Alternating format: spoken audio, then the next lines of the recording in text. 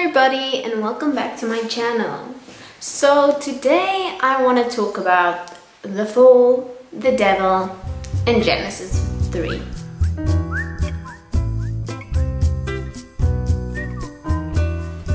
So I've been listening to this podcast by Bridgetown Audio Podcast. I've been listening to a sermon series called Fighting the World, the Flesh, and the Devil.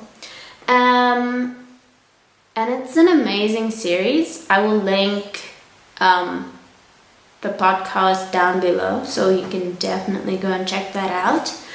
And it was just so interesting. I'm not even done with it. I think I'm like at part 5 out of 9. But so far it's been really challenging, and it's been,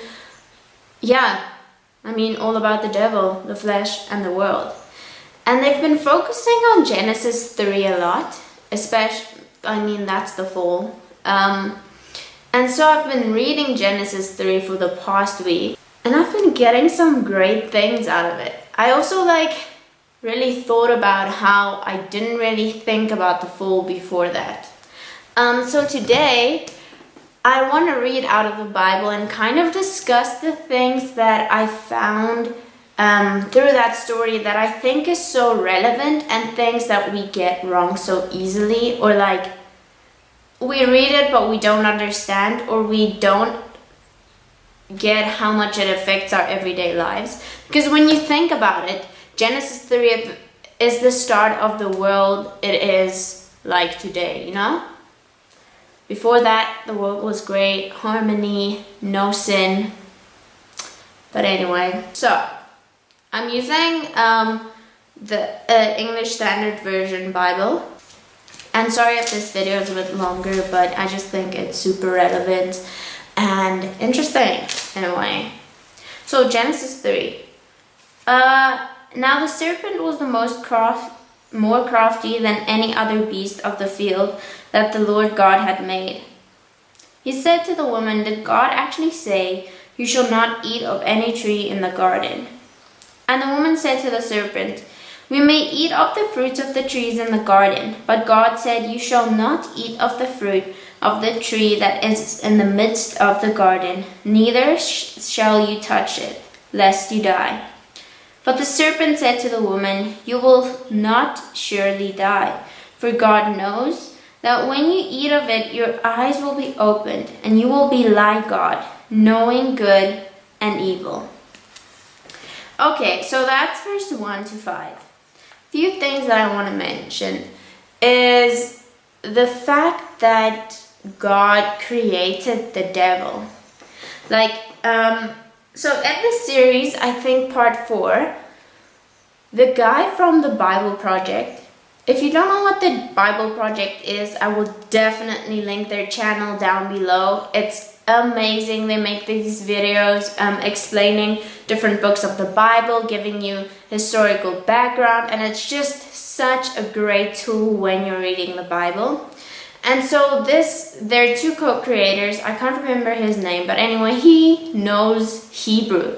And he says that actually in Genesis 1, it's clear through the Hebrew translation that God actually, he created a spiritual realm. He created spirits. And that the idea was that humanity and these spiritual beings would work together to rule over the earth with God. And so that when the serpent came to deceive / tempt Eve, it was not only the fall of humanity, but it was the fall of the spiritual realm as well. Because they were also made to obey God, but obviously he did not do that. He tempted the woman. The second thing is, it's so evident that firstly throughout Jesus says that the devil is the father of lies. And it's just so interesting the way the devil actually lies, because not only, it's he doesn't tell you a direct lie, he lets you lie to yourself in a way, or just doubt God. The first thing he did was create doubt by saying, did God actually say you shall not eat of any tree in the garden? You know? Does God really love you? Are you really good enough? All these things, they're so common and we so easily believe them. But knowing that this is the devil's tactic, we can capture these thoughts and say, no, Satan, not today, I believe what's in the Bible. I don't believe the doubt you're creating. So I think that is super relevant. Another very interesting thing is that Eve says, you shall not eat of the fruit of the tree that is in the midst of the garden, neither shall you touch it, lest you die. So actually Eve wasn't there when God gave the command to Adam. And when you look at the command, anyway, I can't find it right now. But what I know is that God didn't tell Adam that you can't touch it. He only said that he can't eat it. So that's also an interesting thing. Why did Adam tell Eve that you can't even touch it? This is a good question. Super relevant thing. The serpent says, you will be like God, knowing good and evil. Okay. So the main thing I figured with the fall that I really didn't realize, I was like, okay, I know the serpent told Eve and Adam, Eve and Eve told Adam, or Adam was close to Eve, whatever, that they will become like God. And God said they would die. And so what really happened? What happened when they ate the fruit? And I realized that in that moment, they decided that they themselves wanted to be God. Firstly, they ate it because they thought they would become God. And secondly, they kind of did become God to themselves, because they then took the authority to choose what they think good and evil is. And how can they really do that when you know that we did not create this world? Something bigger than us needs to tell us what is good or what is bad. Because otherwise, what will you base good and evil on? You're gonna base it on, is it good or bad for me? But we don't always see the full picture. We don't always see how it will affect us later in our lives. And frankly, we just don't really know what's good for us because we didn't create us, You know what's good for your chair or whatever you created, your car. Your car doesn't know what's good for it because it didn't make itself. This sounds like I don't know if this sounds dumb to you, but this is such a logical reason. And I think this is one of the biggest problems in the world, especially right now.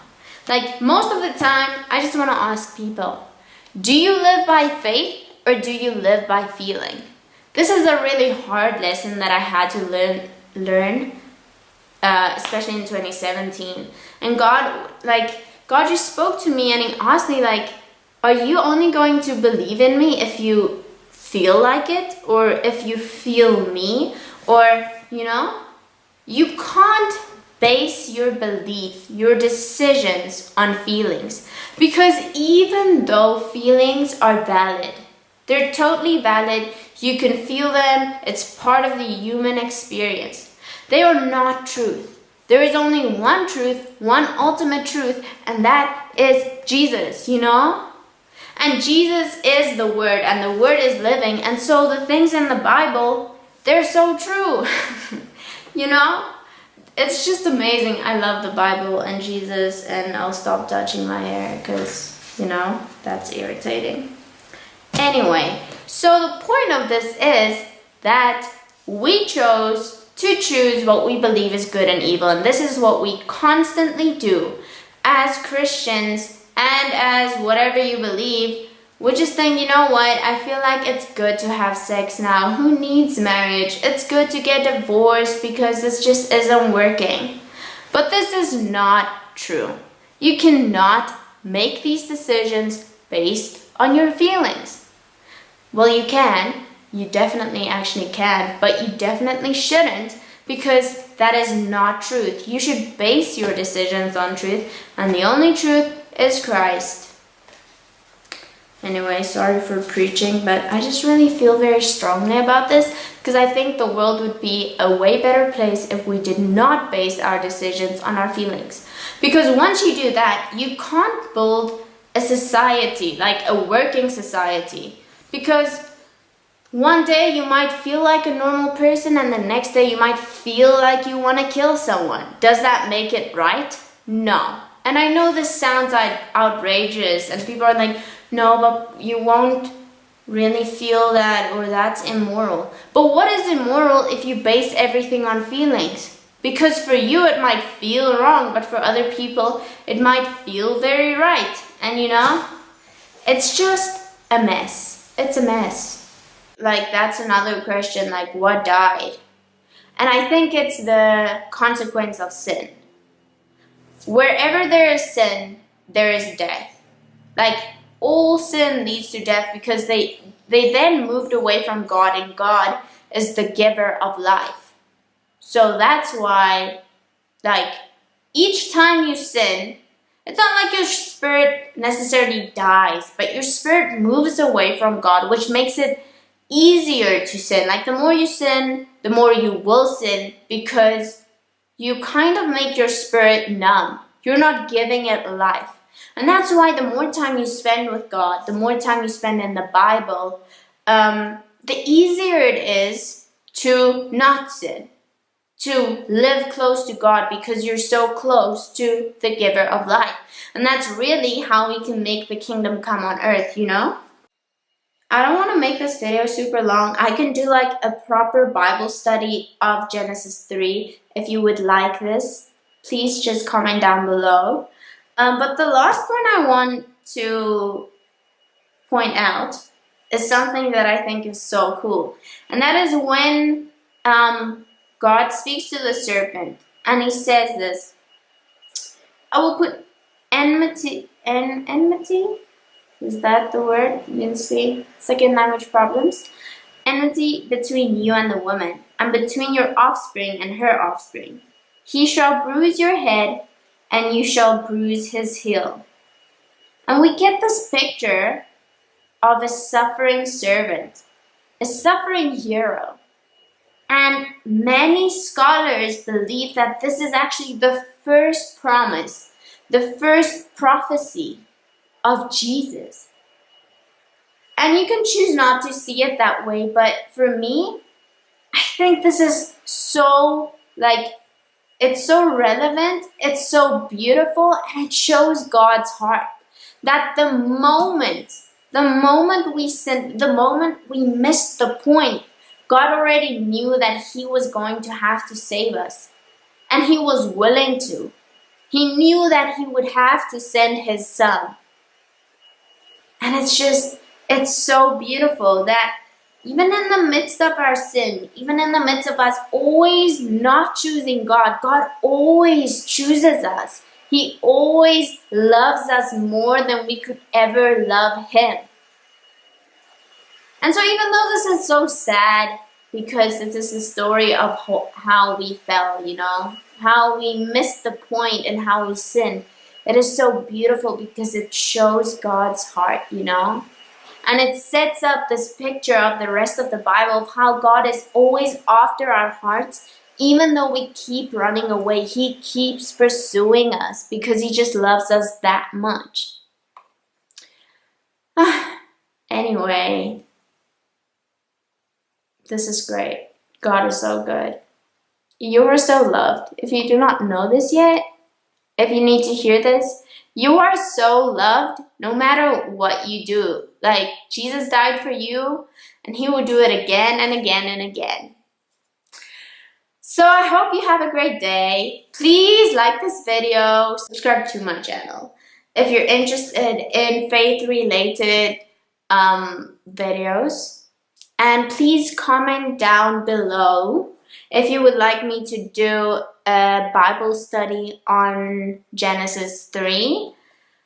And or if you have any suggestions for new videos.